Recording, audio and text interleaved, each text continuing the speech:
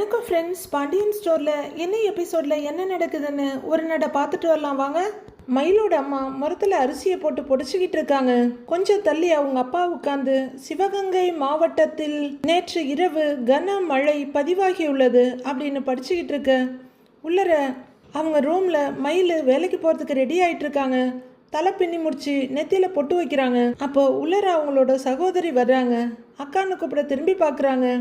எப்படிக்கா இருக்க அப்படின்னு கேட்க, நல்லா இருக்கேன் சுடரு அப்படின்னு சொல்லிக்கிட்டே மயில பேக் எடுத்து மாட்டுறாங்க. இன்னொரு கையில் அவங்க மொபைல் எடுக்க, ஆமாம் நீ இப்போ எங்கே கிளம்பிட்டு இருக்கன்னு சுடர் கேட்குறாங்க. வேலைக்கு போகணும்ல அப்படின்னு சொல்லிக்கிட்டே வாட்ச் எடுத்து கட்ட போகிறாங்க மயில். அக்கா நேற்று தானேக்கா ஹாஸ்பிட்டல்ல இருந்து வந்த, அதுக்குள்ளே வேலைக்கு போகணுமான்னு சுடர் கேட்குறாங்க. பெருமூச்சு விடுற மயில், நான் நல்லா தான் இருக்கேன் சுடரு, சரி நான் கிளம்புறேன்னு சொல்லிக்கிட்டு அங்கேருந்து வெளியே போகிறாங்க. அக்கா நில்லுக்கா அப்படின்னு கூப்பிட்டுக்கிட்டே சுடர் பின்னாடி வர மயில் அவங்க அம்மா அப்பா இருக்க இடத்துக்கு வர்றாங்க. மயில் வேலைக்கு அம்மா கிளம்பிட்ட அப்படின்னு அவங்க அப்பா அதிர்ச்சியாக கேட்குறாரு. ஆமாம்ப்பான்னு மயில் சொல்ல, ஏம்மா 2-3 நாள் ரெஸ்ட் எடுத்துக்கிட்டு அப்புறம் போகலாம்லம்மா வேலைக்கு அப்படின்னு அவங்க அப்பா ரொம்ப ஆதரவாக கேட்குறாரு. பரவாயில்லப்பா இருக்கட்டும் அப்படின்னு மயில் சொல்ல, பாக்கியம் ஓர பார்வையாக மயிலை பார்த்துட்டு, நீ அவங்களுக்கு ஃபோனை போட்டு முதல்ல லீவை சொல்லு அப்படிங்கிறாங்க. அதெல்லாம் ஒன்றும் வேண்டாமா, நான் வேலைக்கு போகிறேன்றாங்க மயில். சொல் பேச்சே கேட்கறதில்ல. வேலைக்கு போகிற இடத்துல மயங்கி உளுந்து வச்சேன்னா திரும்பவும் ஆஸ்பத்திரியிலெல்லாம் வச்சு என்னாலெல்லாம் பார்த்துக்கிட்டு இருக்க முடியாது அப்படின்னு அவங்க அம்மா சொல்ல, அதெல்லாம் நான் நல்லா தானேம்மா இருக்கிறேன் அப்படின்னு மயில் சொல்ல, என்னமோ பண்ணு அப்படின்னு அரிசியிலேருந்து கல் பொறுக்க ஆரம்பிச்சிடுறாங்க அவங்க. கொஞ்ச நேரம் அங்கேயே நிற்கிற மயில் தயங்கிக்கிட்டு அம்மானை கூப்பிட என்னன்னு நிமிந்து பார்க்குறாங்க அவங்க அம்மா. அப்பாவும் சரி நீயும் சரி இது வரைக்கும் எனக்காக நிறைய விஷயத்த பண்ணி இருக்கீங்க அப்படின்னு சொல்ல, சரி அதுக்கு என்ன அப்படிங்கிற மாதிரி அவங்க அம்மா பார்க்க பரிதாபமாக பார்த்துட்டு இருக்காரு அவங்க அப்பா. போதும் இனிமே எதுவும் பண்ண வேண்டான்னு சர்க்காஸ்டிக்காக முடிச்சிடுறாங்க மயில். கொஞ்சம் நிதானமாக பார்க்குற மயில், என் வாழ்க்கையில் நீங்கள் தலையிட வேண்டான்னு சொல்ல, அவங்க அப்பா அம்மா சுடர்னு எல்லாருமே பயங்கர அதிர்ச்சியாக பார்க்குறாங்க. நாங்கள் தலையிடாம வேற யார் தலையிடுவாங்களாம் உன் வாழ்க்கையில் அப்படின்னு அவங்க அம்மா படு நக்கலாக கேட்குறாங்க. நீ என்னம்மா வேற யார்கிட்டயோ பேசுகிற மாதிரி பேசுகிற எங்ககிட்ட அப்படின்னு மாணிக்கம் கேட்க, கொழுப்பு தான் வேற என்னங்கிறாங்க பாக்கியம். நீ என்ன வேணாலும் நினச்சிக்கோமா, ஆனால் இனிமே என் வாழ்க்கையில் நீ தலையிடாத அவ்வளவுதான் சொல்லுவேன், என்னை என் போக்கில் விடு அப்படின்னு மயில் வெறுப்பும் வேதனையுமா சொல்ல, உன் போக்கில் விடணும்னா என்ன செய்யணும் அப்படின்னு அவங்க அம்மா கேட்குறாங்க. எனக்காக யார்கிட்டையும் சண்டை போடாத, எனக்காக யார்கிட்டையும் போய் பேசாத அப்படின்னு மயில் சொல்ல, நீ ஏன் எதுவும் பண்ண மாட்ட, நாங்களும் எதுவும் பண்ண வேணாம்னா இப்படி தான் தனி மரமாக நின்றுக்கிட்டு இருக்கணும் அப்படின்னு தலையிலேருந்து கால் வரையிலும் கையாலேயே சுட்டி காட்டுறாங்க பாக்கியம். நின்றுட்டு போகிறேம்மா, நான் நின்றுட்டு போகிறேன், தனி மரமாகவே இருந்துட்டு போகிறேன், இருக்கிற புத்திக்கு என்ன வாழ முடியுமோ அப்படியே வாழ்ந்துக்கிறேன், ஆனால் நீ என் விஷயத்தில் மட்டும் தலையிடாத அப்படின்னு மயில் சொல்ல பார்த்துக்கிட்டே இருக்க பாக்கியம்.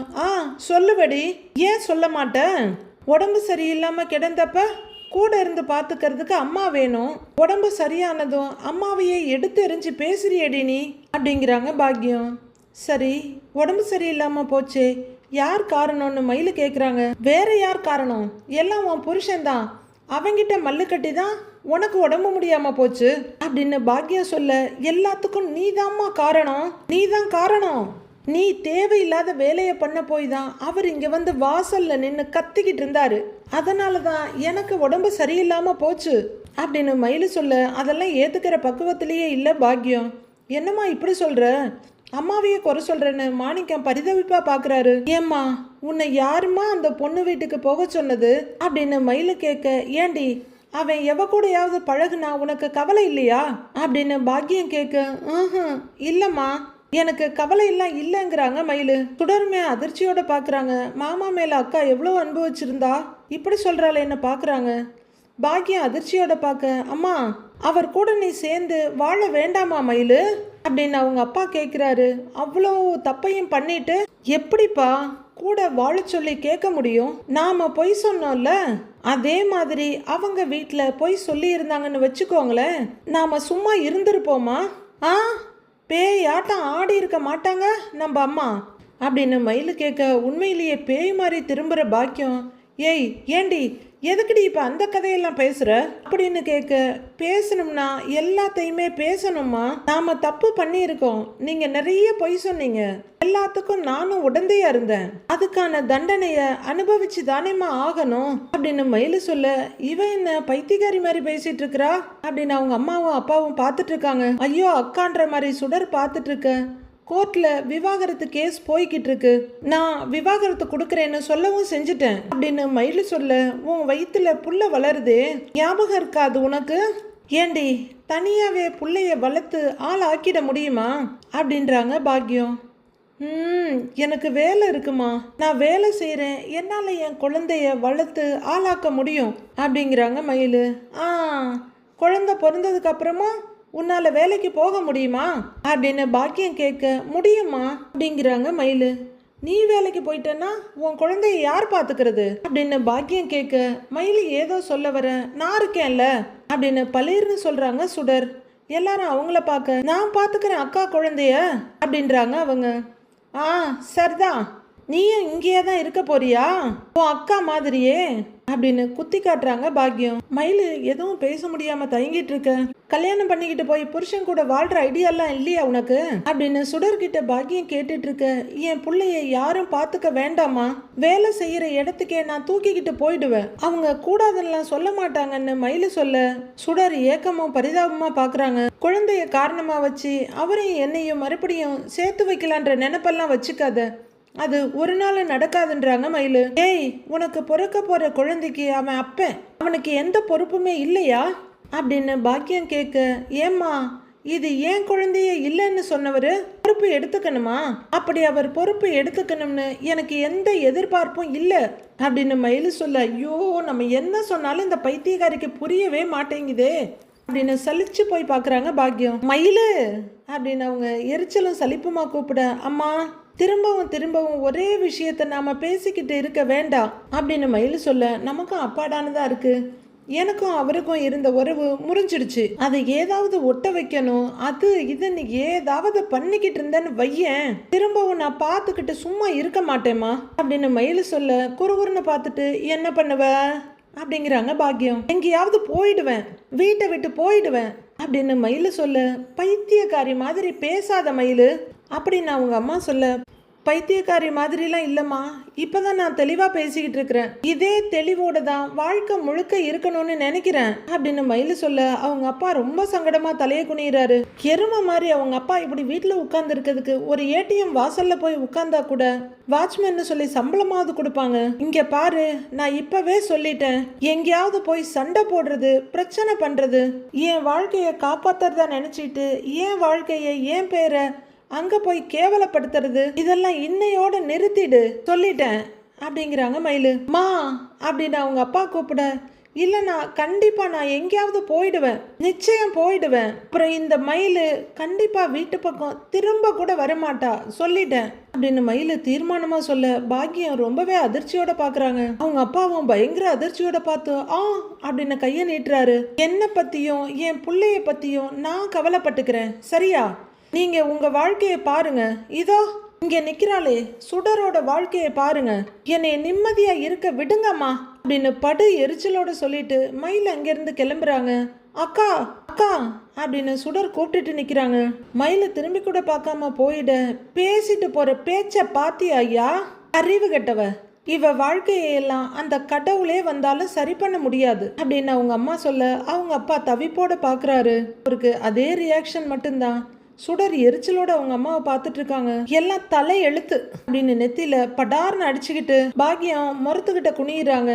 கதிர் வண்டி ஓட்ட சரவணன் பின்னாடி உட்கார்ந்துருக்காரு. ரெண்டு பேரும் அஞ்சலி வீட்டுக்கு முன்னாடி வந்து வண்டியை நிறுத்துறாங்க. கதிர் வண்டியை நிறுத்தினதுக்கு அப்புறமும் சரவணன் இறங்கவே இல்லை. அப்புறம் அவர் சைட் ஸ்டாண்ட் போட ரொம்ப சங்கடத்தோட இறங்குறாரு சரவணன். கதிரம் கூடவே இறங்கி வந்து நிக்கிறாரு. சரவணன் இறங்கி கேட்டுக்கிட்டு வந்தாலும் உள்ளர போக துணியாம அப்படியே நின்னுட்டு இருக்க, அண்ணே போங்கண்ணே அப்படிங்கிறாரு கதிர். அவர் மெல்ல கேட்டை தாண்டி உள்ளர நடந்து வர்றாரு. அவங்க சிட் அவுட் தாண்டி வீட்டோட மெயின் டோர் கிட்ட வர அவங்க அப்பா சோஃபால உட்கார்ந்து இருக்காரு. அவங்க அம்மா இன்னொரு சோஃபால உட்காந்து ஏதோ வேலை பார்த்துட்டு இருக்காங்க. கொஞ்ச நேரம் பார்த்துக்கிட்டே இருக்க சரவணன் மெதுவா தொண்டையை சரி பண்ணிட்டு உள்ளர வரலாங்களான்னு கேட்க அவங்க அப்பா படார்னு அதிர்ச்சியில நிமிந்து பாக்குறாரு. கையில இருக்க பேப்பரை வேகமா டீப்பாய் மேல வச்சுட்டு, ஏன்பா பிரச்சனையே வேணான்னு தானேப்பா அன்னைக்கு கடைக்கு வந்து பேசுனேன், மறுபடியும் எதுக்கு இங்க வந்திருக்க நீ அப்படின்னு கத்துறாரு அவரு. அவங்க அம்மாவும் எழுந்து வந்து யாருங்க இவங்கன்னு கேக்குறாங்க. அஞ்சலி சொன்னால அந்த சரவணன் அப்படின்னு அஞ்சலி அப்பா சொல்ல, ஓ அப்படின்னு அவங்க அம்மா திரும்பி பாக்குறாங்க. சரவணன் ஒரு மாதிரி பதட்டமா இருக்க, கதிரும் கொஞ்சம் கலக்கமும் பரிதாபமா நிக்கிறாரு. அம்மா அம்மா என்ன ஞாபகம் இல்லையாம்மா, முன்னாடியே பார்த்துருக்கீங்களே, வீட்டுக்கு கூட வந்திருக்கேனே அப்படின்னு சரவணன் அவங்க பக்கத்துல வந்து நின்று கேட்க, என் பொண்ணு வாழ்க்கையில நடக்கிற பிரச்சனையில நானே பித்து பிடிச்ச மாதிரி சுத்திக்கிட்டு இருக்கிறேன். இதுல உன் மாமியார் வேற வீட்டுக்கு வந்து கத்திட்டு போறாங்க, சண்டை போட்டுட்டு போறாங்க. தேவையாப்பா இதெல்லாம் எங்களுக்கு? இப்போ அக்கம் பக்கத்துல இருக்கவங்க முன்னாடியெல்லாம் எங்களுக்கு அவமானமா போச்சு அப்படின்னு அவங்க அம்மா சொல்லிட்டு இருக்க சத்தம் கேட்ட அஞ்சலி அங்க வர்றாங்க. உங்க மாமியார் வந்து கத்திட்டு போனதுக்கே அவ்வளவு அசிங்கப்பட்டோம், இப்ப நீ வேற எதுக்குப்பா வந்திருக்க அப்படின்னு அவங்க அம்மா எரிச்சலும் வருத்தமா கேக்குறாங்க. ரெண்டு பேரும் அமைதியா இருக்காங்க. சரவணன் மெதுவா திரும்பி அஞ்சலியை பார்க்க அவங்க தலை குனிஞ்சு நின்றுட்டு இருக்காங்க. டக்குன்னு கையெடுத்து கும்பிடுற சரவணன், நான் பிரச்சனை பண்ணவோ இல்ல உங்களை கஷ்டப்படுத்தவோ இங்க வரல, நடந்ததுக்கெல்லாம் மன்னிப்பு கேட்டுட்டு போலான்னு தான் இங்க வந்தேன் அப்படின்னு சரவணன் சொல்ல, அவங்க அம்மாவும் அப்பாவும் ஒரு தடவை சரவணனையும் அடுத்த அஞ்சலியும் மாறி மாறி பாக்குறாங்க. அஞ்சலியும் மெதுவா தலையை நிமித்தி சரவணனை பார்த்துட்டு இருக்காங்க. அவங்க இங்க வருவாங்கன்னு நான் நிஜமா கொஞ்சம் கூட எதிர்பார்க்கல, என்னை மன்னிச்சிருங்க, தேவையில்லாம அவங்க இங்க வந்து பிரச்சனை பண்ணிட்டாங்க அப்படின்னு கையெடுத்து கும்பிட்டுட்டு அவங்ககிட்ட கேட்கிற சரவணன் மெல்ல அஞ்சலியையும் பாக்குறாரு. அவங்க எதுவும் பேசாம அமைதியா நின்றுட்டு இருக்க அஞ்சலி முன்னாடி வந்து நிக்கிற சரவணன், அவங்க உன்னை ரொம்ப தப்பா பேசிட்டதா அப்பா சொன்னாரு, அவங்க அப்படி உங்ககிட்ட பேசினதுக்காக நான் மன்னிப்பு கேட்டுக்கிறேன் அஞ்சலின்னு அவர் சொல்ல, டக்குன்னு நிமிந்து பாக்குறாங்க அஞ்சலி. என்னை மன்னிச்சிருன்னு சரவணன் சொல்ல டக்குன்னு முகத்தை திருப்பிக்கிறாங்க. அவங்களுக்கு சடக்குன்னு அழுகையே வந்துருது. முதல்ல இங்க இருந்து கிளம்பு சரவணா அப்படின்னு சொல்ல, அஞ்சலி அப்படின்னு சொல்லிக்கிட்டே கையை கீழே விடுறாரு. உங்ககிட்ட பேசவோ இல்ல உன்னை பார்க்கவோ மாட்டேன்னு அப்பா கிட்ட சத்தியம் பண்ணி கொடுத்துருக்கேன் அப்படின்னு அஞ்சலி சொல்ல, சரவணன் ரொம்ப அதிர்ச்சியோட அவங்க அப்பாவை பாக்குறாரு. அத காப்பாத்தணும்னு நான் நினைக்கிறேன் அப்படிங்கிற அஞ்சலி அழுதுகிட்டே அழுகையை கண்ட்ரோல் பண்ணிக்கிட்டே, தயவு செஞ்சு நீ போயிட்டு சரவணாங்கிறாங்க. சரவணனுக்கு ரொம்ப கஷ்டமா இருக்கு, இருந்தாலும் கஷ்டப்பட்டு கண்ணீரை அடக்கிக்கிட்டு, நான் போறேன் அஞ்சலி, போறேன், உங்ககிட்ட மன்னிப்பு கேட்க தான் இவ்வளோ தூரம் நான் உன்னை தேடி வந்தேன், மன்னிப்பு நான் உங்ககிட்ட கேட்டுட்டேன், போறேன் அஞ்சலி அப்படிங்கிற சரவணன் மறுபடியும் அவங்க அப்பா கிட்ட திரும்புறாரு. கதிர் வாசப்படிக்கிட்டே நின்றுட்டு இருக்காரு. மறுபடியும் கையை கூப்பிடுறவரு, இன்னொரு தடவை என்னால உங்களுக்கோ உங்க பொண்ணுக்கோ உங்க குடும்பத்துக்கோ எந்த பிரச்சனையும் வராது அப்படின்னு லைட்டான கண்ணீரோட நிக்க அவங்க அம்மா சங்கடத்தோட முகத்தை திருப்பிக்கிறாங்க. அஞ்சலி திடுக்குன்னு நிமிந்து சரவணனை பாக்குறாங்க. அவரும் கண்ணீரோட மறுபடியும் அஞ்சலி பக்கம் திரும்ப அஞ்சலி டக்குன்னு வேற பக்கம் பார்வையை திருப்பிக்கிறாங்க. சரவணன் அங்கிருந்து கிளம்ப அஞ்சலிக்கு டக்குன்னு பரிதவிப்பா இருக்கு. அப்படியே பார்த்துட்டே இருக்க கதவு கிட்ட போன கதிர் சரவணன் ரெண்டு பேருமே திரும்பி பார்க்க அஞ்சலி படக்குன்னு தலையை குனிஞ்சிக்கிறாங்க. சரவணன் திரும்பி வந்த அஞ்சலி முன்னாடி நின்று, உன்னை ரெண்டாவது தடவையும் நான் மறுபடியும் ஏமாத்திட்டேன் அஞ்சலி அப்படின்னு சொல்ல அவங்க அம்மாவும் அப்பாவும் ஷாக் அடிச்ச மாதிரி பாக்குறாங்க. அஞ்சலி அழுகையோட நிக்கிறாங்க. அஞ்சலி என்னை மன்னிச்சிடு அஞ்சலி, மன்னிச்சிடு அப்படிங்கிற சரவணன் அவங்க அப்பா கிட்ட திரும்பி, காலேஜ் படிக்கும் போதே எனக்கு அஞ்சலி மேல விருப்பம் இருந்துச்சு அப்படின்னு சரவணன் சொல்ல அஞ்சலி ஐயோன்னு அதிர்ச்சியோட பாக்குறாங்க. அவங்க அப்பா அம்மா ரெண்டு பேருமே பயங்கர அதிர்ச்சியோட பாக்குறாங்க. அப்ப கல்யாணம் பண்ணிக்க முடியல, நானும் அஞ்சலியும் வேற வேற ஆளுங்களை கல்யாணம் பண்ணிக்கிட்டோம். அதுக்கப்புறம் என் கல்யாண வாழ்க்கை ரொம்ப கொடூரமா இருந்துச்சு. அது ஒரு முடிவுக்கு வரப்போற டைம்ல தான் எதேச்சியா நான் அஞ்சலியை பார்த்தேன் அப்படின்னு சரவணன் சொல்ல அவங்க அப்பா அவங்களையே பார்த்துட்டு இருக்காரு. அஞ்சலி கிட்ட பேசும்போது தான் அவளும் அதே மாதிரி ஒரு வாழ்க்கையை தான் வாழ்ந்துட்டு வந்திருக்கான்னு தெரிஞ்சுக்கிட்டேன் அப்படின்னு சரவணன் சொல்ல அவங்க அம்மாவும் அப்பாவும் மாறி மாறி பாத்துக்கிறாங்க. அஞ்சலி பாவம் அழுதுகிட்டே நிக்கிறாங்க. நாங்க ரெண்டு பேரும் சேரணும்னு தான் விதியில இருக்கு, அதனாலதான் மறுபடியும் சந்திச்சிருக்கோம்னு நான் நினைச்சுக்கிட்டேன் அப்படின்னு சரவணன் சொல்ல அவங்க அம்மா அதிர்ச்சியோட பாக்குறாங்க. நானும் அஞ்சலியும் மறுபடியும் சேரணும்னு நான் ரொம்பவே ஆசைப்பட்டேன், ஆனா இந்த தடவை என் ஆசை நிராசையா போயிடுச்சு. தங்கமயிலோட அம்மா உங்ககிட்டயும் அஞ்சலி கிட்டையும் என்னென்ன பேசியிருப்பாங்கன்னு எனக்கு தெரியும். அஞ்சலிக்காகலாம் நான் மயில விட்டுட்டெல்லாம் வரல, டிவோர்ஸ் பண்ணவும் இல்ல, யாருக்காகவும் எதுக்காகவும் என் கூட இருக்கவங்கள விட்டுட்டு போற அளவுக்கு நான் அயோக்கியவனோ கேடு கெட்டவனோ கிடையாது அப்படின்னு சரவணன் பேச கதிர் ரொம்ப சங்கடத்தோட அண்ணனை பார்த்துட்டு இருக்காரு. என் வாழ்க்கையில நிறைய நடந்துருச்சு, என் டைவர்ஸ் கேஸ் இன்னும் கோர்ட்ல போய்கிட்டு தான் இருக்கு, சீக்கிரமா எனக்கு டைவர்ஸ் கிடைச்சிரும், அதுக்கு பிறகு என்ன பண்ணணும் ஏது பண்ணணும்னு ரொம்ப யோசிச்சு வச்சிருந்தேன் அப்படின்னு சரவணன் சொல்ல, நீயே பேசு பண்ற மாதிரி எல்லாரும் பார்த்துக்கிட்டு இருக்காங்க. ஆனா நடக்கிறதெல்லாம் பார்த்தா அது எல்லாமே எனக்கு நேர் மாறாவே நடக்குது. பரவாயில்ல, என்னால இத்தனை பேர் வருத்தப்படக்கூடிய சூழ்நிலை வரும்னு நான் நினைச்சு கூட பார்க்கல அப்படின்னு சரவணன் சொல்ல, சரவணனையும் அழுதுட்டு இருக்க பொண்ணையும் மாறி மாறி அவங்க அப்பா பார்த்துட்டு இருக்காரு. சாரி, என்னை மன்னிச்சிடுங்க அப்படின்னு கையெடுத்து கும்பிடுற சரவணன் அஞ்சலியும் ஒரு பார்வை பார்க்க அவங்க வேற பக்கம் திரும்பிக்கிறாங்க. சரவணன் படக்குன்னு அங்கிருந்து திரும்பி நடக்க, கதிரை கூடவே நடக்க அஞ்சலி பரிதவிப்போட பார்த்துட்டு இருக்காங்க. கதிர் போய் வண்டியில உட்கார சரவணன் வண்டிக்கிட்ட போய் திரும்பி உள்ளர பாக்குறாரு. அவங்க மனசு வலியில துடிக்குது. என் கண்ணுக்குள்ள கத்தாத, நெஞ்சுக்குள்ள நச்சாத, சொல்லே போதும், ஒரு சொல்லே போதும்ன்ற மாதிரி அஞ்சலியோட பார்வை இருக்க சரவணனும் அப்படியே அசந்து போய் நிக்கிறாரு. அண்ணே போலாம் வாண்ணேன்னு கதிர் கூப்பிடு சுயநினைவுக்கு வந்து அப்படின்னு வண்டியில உட்காந்துட்டு போலாங்கிறாரு சரவணன்.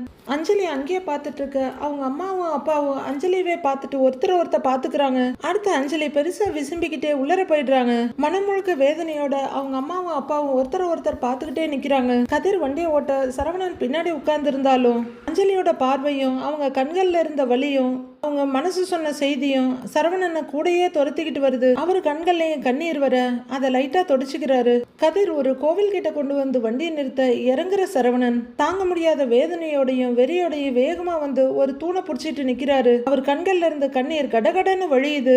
சத்தம் இல்லாம சத்தமே போட முடியாம தேம்பி அழுதுட்டு இருக்காரு அவரு. கதிரும் ரொம்பவே சங்கடத்தோட அண்ணனை வண்டிக்கிட்டே நின்று பார்த்துட்டு இருக்காரு.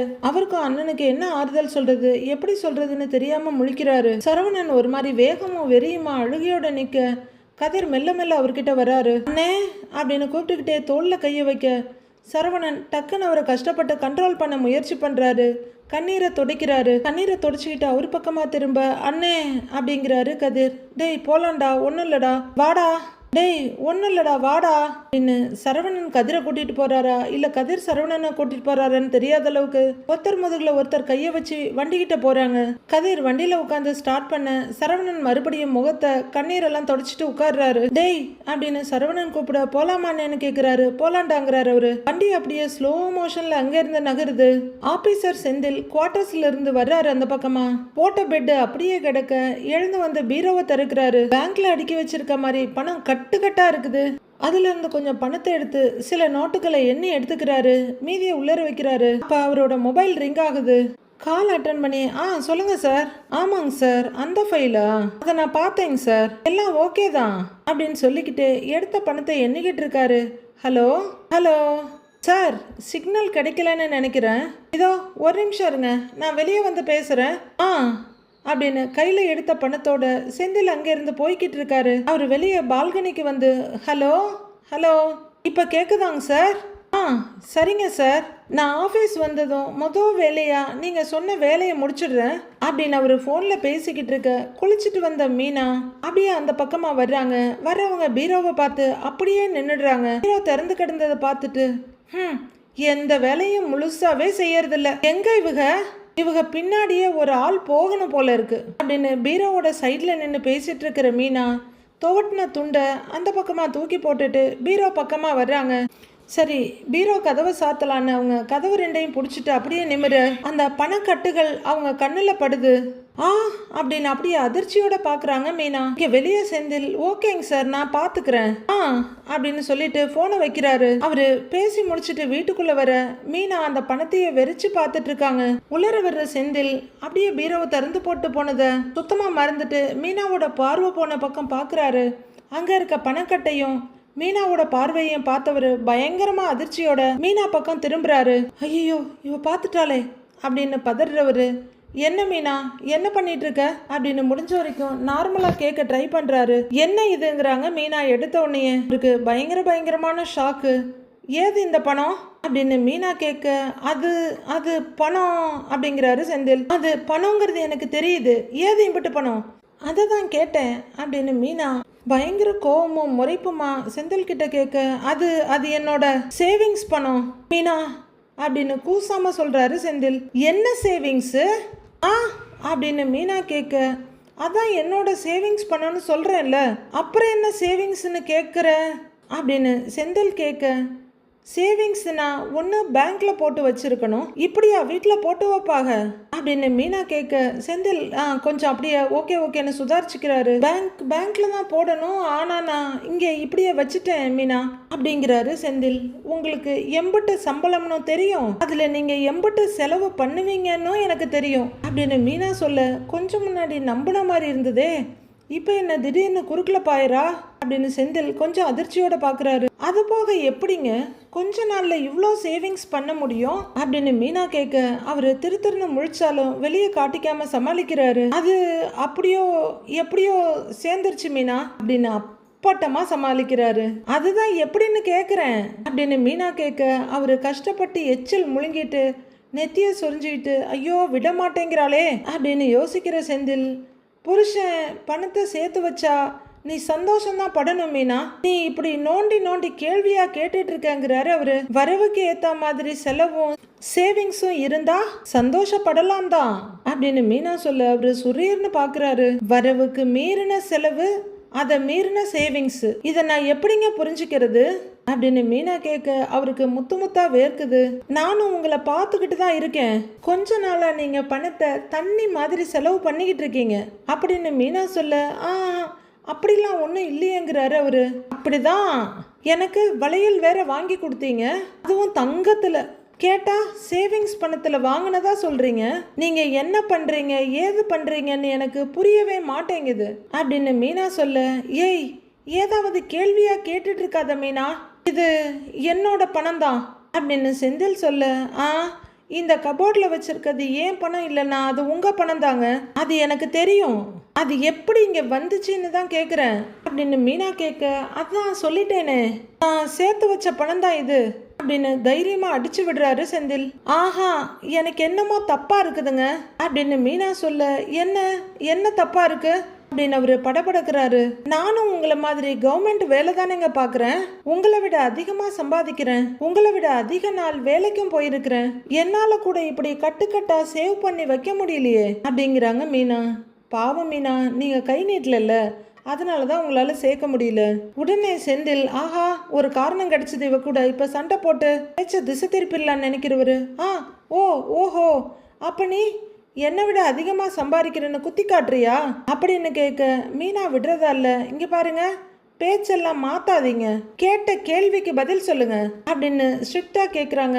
ஏய் சேவிங்ஸ்ன்னு சொன்னா நம்பணும், நீ புருஷன் பொறுப்பா இருக்கான்றத நினைச்சு சந்தோஷப்படணும், அதை விட்டுட்டு நீ பாட்டுக்கு நீ நினைச்ச மாதிரிலாம் ஏதாவது பேசிக்கிட்டு இருக்காத, காலையிலேயே கடுப்பு ஏத்திக்கிட்டு இருக்க மீனா அப்படின்னு அவரு ஒரு வழியா உளறி கொட்டி கிளறி மூடிக்கிட்டு இருக்காரு. மீனா அவரை வெறிச்சு பார்த்துட்டு இருக்க, எப்ப நீ என் மேல சந்தேகப்படாம இருந்திருக்க சொல்லு, எல்லாத்துக்கும் சந்தேகம்தான், எல்லாத்துக்கும் குறுக்க விசாரணை அப்படின்னு செந்தில் கொந்தளிச்சுட்டு கதவை மூட போறாரு. ஏங்க அப்படின்னு மீனா கூப்பிட்டு இருக்கவே அவரு லாக்கரை க்ளோஸ் பண்ணிடுறாரு. மீனா அப்படியே நின்றுட்டு இருக்க, பேக் எடுக்கிறவரு, எனக்கு வேலைக்கு டைம் ஆச்சு நான் அப்படியே கிளம்புறேன் அப்படின்னு தப்பிச்சேன் புழைச்சேன்னு ஓடுறாரு. ஏங்க கேட்டுக்கிட்டு இருக்கேன்ல அப்படின்னு மீனா பேசிட்டு இருக்க, செந்தில் ஐயோ இவகிட்ட இருந்த தப்பிச்சா போதுன்னு ஒரே ஓட்டமா ஓடிடுறாரு. மீனா ஒரு மாதிரி பயமும் குழப்பமுமா அந்த பீரோவையே பார்த்துட்டு நிக்கிறாங்க. அடுத்து என்ன நடக்க போகுதுன்னு வர எபிசோட்ல பார்க்கலாம் ஃப்ரெண்ட்ஸ்.